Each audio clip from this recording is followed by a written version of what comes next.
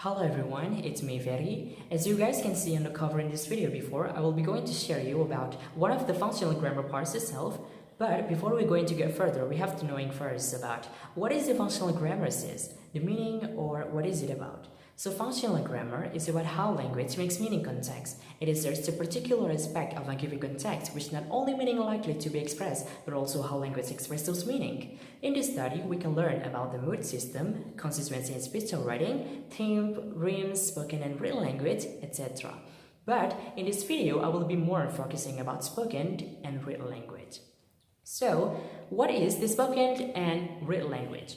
Let's start with the spoken one. Spoken language is quite informal. It's colloquial, presumable, and unstructured since we often use it spontaneous.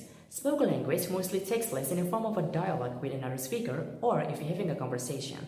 Some characteristics of a spoken language which are intonation, body language, gesture, repeating, variation in speed when you talk, etc.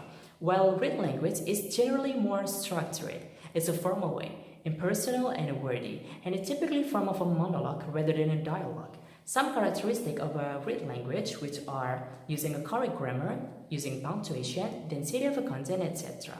So, based on that, we can conclude that spoken language is often more casual, while written language is more formal itself, because in written we should follow the rules of English language. Next, we're going to talk about the similarities and the differences between both of it. The similarities between spoken and written language is both of it we can use it as a way of communicating with other people, while the different they are. The first one, there's a feedback.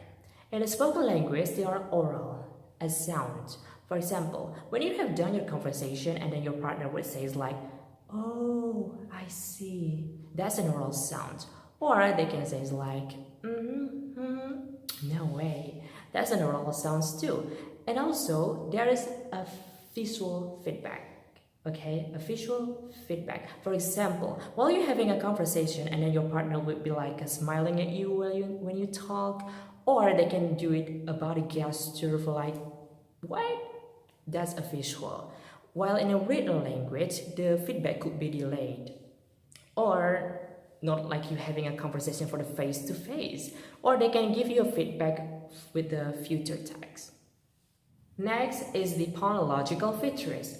In these cases, there are intonations. In the spoken language, the people can tell how you feel based on your tone or the sounds of your voice. For example, when you say it's like, "Okay, fine, that was sad," or "Okay, fine, that was anger." Facial expressions and how you look and sound says a lot without using any words, while in a written language, the people could know the intonation by some direct speech that expresses one's emotion. For example, there's a sentence from the text said, "He said it threateningly," which means the person he in the text is in anger or even depressed. And there are pauses.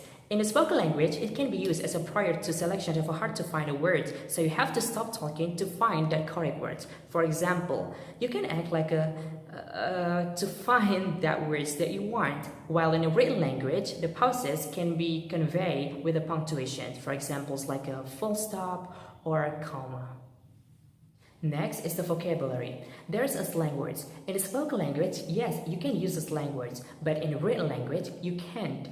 Why? Because in written, it's a formal way, okay? And not everyone can understand every slang words. For example, in the spoken language, you can say, "This food is hella spicy." But in written, you can't, but use, "This food is very spicy." Because not everyone can understand what the hella means.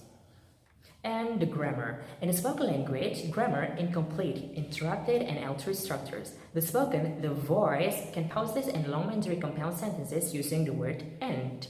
While in a written language, you can be reading, correcting the text, and the punctuation helps you in order. And that's it. Thank you so much for watching this video till the end. If there is any mistake of a word I made, I do apologize for that. And also, I want to say thank you so much for my lecturer, Dr. Esron Ambarita SS M.Hum, for guiding me to make this video. I hope you can get a benefit from this video, and also don't forget for like, comment, and subscribe this channel for more interesting video. See you. Bye-bye.